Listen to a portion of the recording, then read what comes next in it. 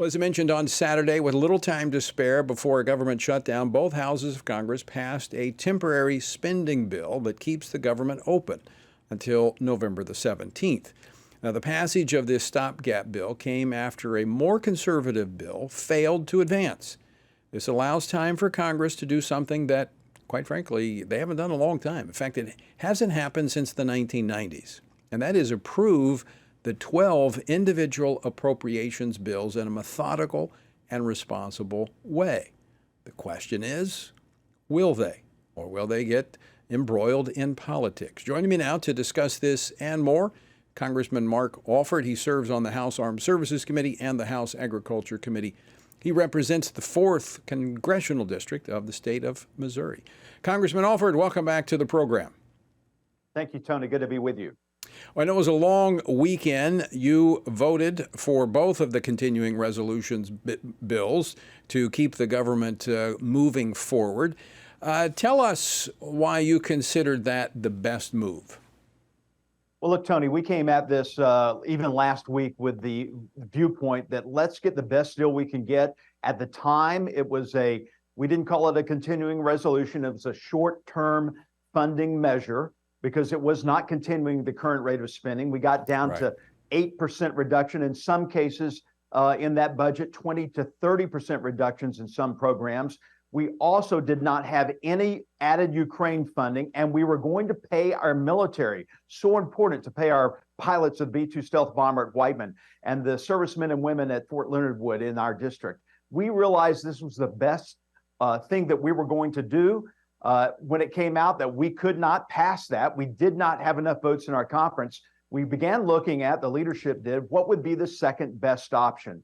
We knew that the Senate was working on their own continuing resolution, which would have added $6 billion in Ukraine funding, which we were against until we get a clear plan to victory that's unclassified, and the president spends the money that we've already given him. So with those options on the table, the 11th hour, we ended up passing this this resolution that got us over in the hump and put us down the field. And Mark, I would have done the same thing. I think it was the smart thing to do, given everything you just described. But I want to go back to that short-term spending bill that reduced overall spending by 8%. It took several steps to secure our border, something we've been talking about quite a lot lately. I would say that's victory if we would have gotten that through. Why did we have 21 Republicans vote against it? Securing our border is the most important thing that needs to be done in our nation. Tony, we are losing our nation to an invasion of illegal aliens. Even the Democrats know this now. The chaos, not just at the border, but the crisis in New York State and in Chicago and Illinois has got the Democrats' attention that this is way out of hand, that the president and the Secretary of Homeland Security, Mayorkas, they have been lying to the American people, gaslighting, deceiving, and lying to the American people. The Democrats know that, Republicans knew that, but there were 5, possibly 7 members who were not going to vote for anything that they perceived as a continuing resolution, even though it would restore some order to our border. We know that this just is not just a winning point that we can make on securing the border. Tony, this is a win for America if we can secure our border and restore some normalcy to the immigration policies in America. I applaud the conservatives. We would not be having many of the discussions we're having if conservatives didn't hold the line and enforce an open process in the legislature so that we're actually debating these bills, we're amending them. But sometimes you got to take victory. And I think that continuing resolution would have been victory. Now there's chatter. Some Republicans are talking about removing the speaker. Now, I don't know about you, but I think you guys have work to do. You have appropriations bills that need to get done. Tony, you're exactly right. I think it's a fool's errand. I think it's sophomoric to now be talking about the man who has gotten us through, 9 months now, trying to, herding cats in a room. This speaker has done more than anyone that I've seen, trying to bring consensus, letting people talk, trying to get not just what's coming out of their mouth, but what's on their heart, so we can come together as a conference. I don't know anyone else who would be able to do that. People that I'm hearing that some people want as the next speaker, they don't want the job. They believe in Kevin McCarthy, as do I. And so this fool's errand of trying to vacate the chair to get Kevin McCarthy out is only going to delay us from doing here, from what the taxpayers and our constituents sent us here to do. And that's to get these 14 appropriation bills passed, to pay our bills, to fund our military, to make sure that we are solvent as a nation and get on with it. So, Congressman Alford, you've gotten 4 appropriations bills through the process, if I'm not mistaken. That means you got 8 left. You're working on 2 this week.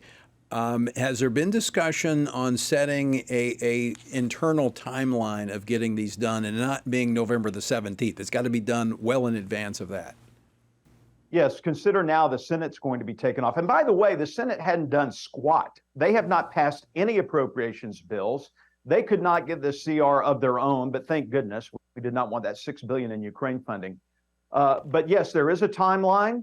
They have now taken this backwards, starting at November 15th, 17th, and worked its way backwards. We are staying here. We are working. We are not going home. We are getting this done, and we are working through the committee process to get these through the rules and get these on the floor so that we can have a vote for the American people. Yeah. So I am confident that we can get this done in the next 46 days now to make sure that our government is funded. I do not want to do, and I've told the leadership this, I am good for one continuing resolution. Yeah. I said this a month ago.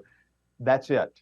We've got to get it done. The American people are tired of the way Washington operates. And I think that's the way to approach it. I did talk to the speaker yesterday, and that's my sense that they're going to push forward and get these done. Very quickly, we're almost out of time, but you raised this issue. I share concerns. The funding for Ukraine, what are you looking for there? Why are you concerned? We did an op-ed in The Hill about a month ago, and I have 2 concerns. I did a lot of investigation on how much money we've spent. The last Congress appropriated, authorized $113 billion, $67 billion to the direct military assistance for Ukraine. The president has not spent all that money. We have $6 billion left over that could get us through January, February. That's one part of the calculation. The second part of that calculation is we need a clear, unclassified scope of what victory looks like, a definition of what victory looks like for Ukraine. We don't need a war that is going to drag on and on and on like Vietnam did. We need to make sure, and we need to be able to give an answer to the American people what victory looks like. We can rally behind that. The president needs to quit slow rolling the armaments and the money to Ukraine. If you're going to do it, give them the arms and money to win this thing. Yeah. Well said. I appreciate you fighting on this, because I have some real concerns that we would just give a blank check, which seems to be what the Biden administration wants to do to Ukraine. Congressman, we're out of time. Always great to see you. Thanks so much for joining us. Thank you, Tony.